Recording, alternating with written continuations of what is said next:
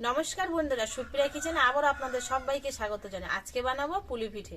আমরা তো সব সময় দুধ পুলি পিঠে বা বিভিন্ন রকমের ভাজা পুলি পিঠে খেয়ে থাকি, কিন্তু আজকে আমি পুলি পিঠে বানাবো একদম অন্যরকম স্বাদের। তো প্লিজ বন্ধুরা, আপনারা পুরো ভিডিওটা প্রথমের থেকে শেষ পর্যন্ত দেখবেন আর আমার সঙ্গে থাকবেন। এবার কড়াই দিয়ে দেবো জল, জলের মধ্যে দিয়ে দেবো লবণ আর দিয়ে দেবো চিনি। আমুল দুধের প্যাকেট নিয়েছি, এই প্যাকেটটা কেটে জলে দিয়ে দেবো।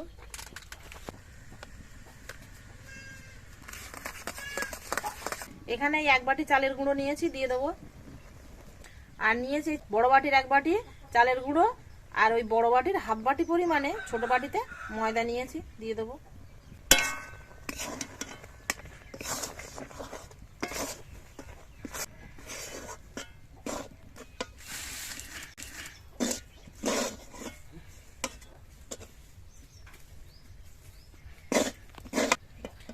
এবার ঢেলে নেব। পুলি পিঠের ভেতরে নারকেলের পুর দেবো, তাই নারকেলের পুরটা বানিয়ে নেব। দিয়ে দেবো অল্প একটু জল, দিয়ে দেবো খেজুরের দানা গুড়। আপনারা এখানে চিনি, ভেলি গুড়, যে কোনো গুড়ই ব্যবহার করতে পারেন। এবার দিয়ে দেবো ফাটানো এলাচের দানা আর খোসা। এখানে আমি নারকেল কোড়া নিয়েছি, তবে নারকেলের জল সমেত নারকেল কোড়াটা নিয়েছি। এবার গুড়ের মধ্যে দিয়ে দেবো।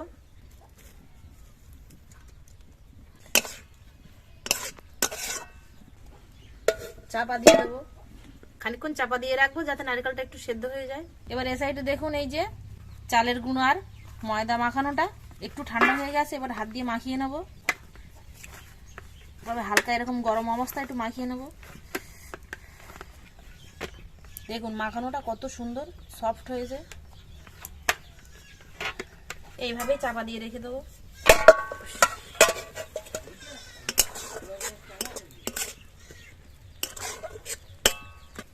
খোকারে, ছোলা খাও, ছোলা খাও। কি হচ্ছে?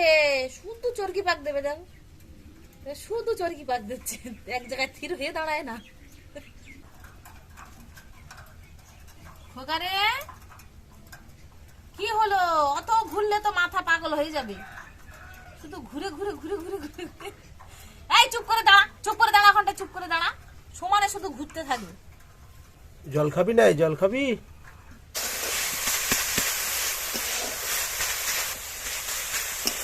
নারকেলের পুরটা হয়ে গেছে, ও নামিয়ে নেবো।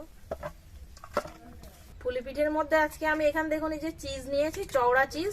এই চিজ দেবো, চিজের প্যাকেটটা এবার কেটে নেবো। চাপা দিয়ে রেখেছিলাম, আর একটু ভালো করে মাখিয়ে নেব।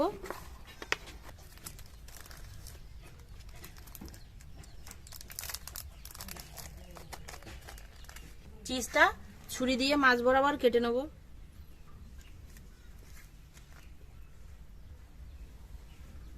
পুরটা ঠান্ডা হয়ে গেছে, এবার পুলি পিঠেগুলো বানিয়ে নেব।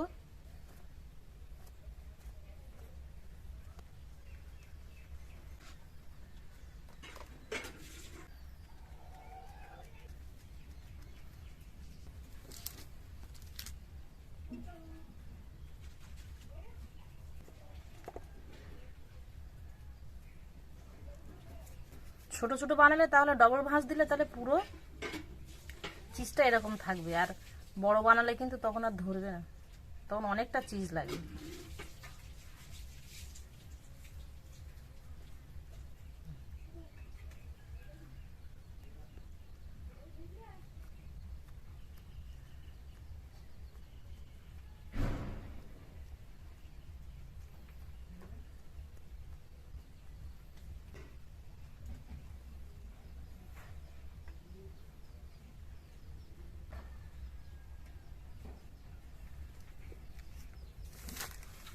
বাকি চিজগুলো মাঝখান দিয়ে কেটে নেব।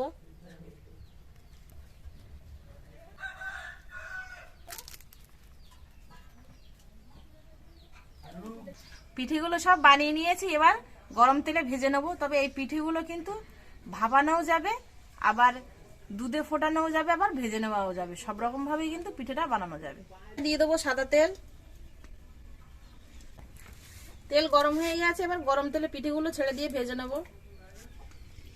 তবে তেলটা কিন্তু মিডিয়াম গরম রেখেই পিঠেগুলো ভাজবো, একেবারে হাইতে ভাজবো না।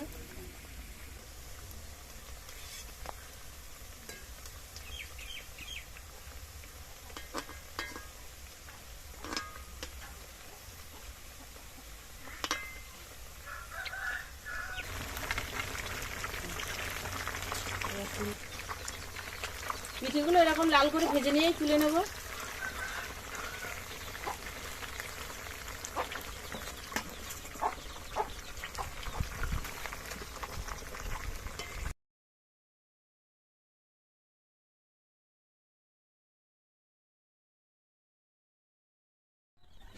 পিঠেগুলো সব ভেজে নিয়েছি, এবার আপনাদের ভেঙে দেখাবো কেমন হয়েছে পিঠেগুলো।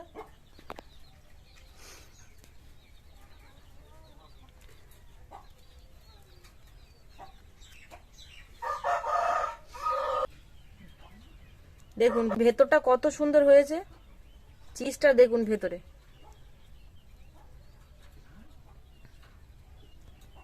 পিঠেটাও খেতে কিন্তু খুব সুন্দর হবে। গরম